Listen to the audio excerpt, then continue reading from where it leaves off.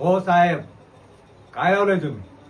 नाही, गेले 4 दिवस झाले आम्ही तुमच्याकडे मीटिंगसाठी वेळ मागत आहोत, पण तुम्ही आज भेटू उद्या भेटू म्हणून भेट नाकारताय. माहितीये ना, गेली 20 वर्ष झाली कंपनी मॅनेजमेंट आणि युनियनची दरवर्षी मीटिंग होत असते, जी कर्मचारी आणि कंपनीच्या फायद्याची असते. गेल्या वर्षीच्या मीटिंगमध्ये तुम्ही सांगितलं कंपनी तोट्यामध्ये चालू आहे म्हणून कामगारांची पगारवाढ नाकारली. आम्ही म्हटलं चल जाऊ दे, काही प्रॉब्लेम नाही.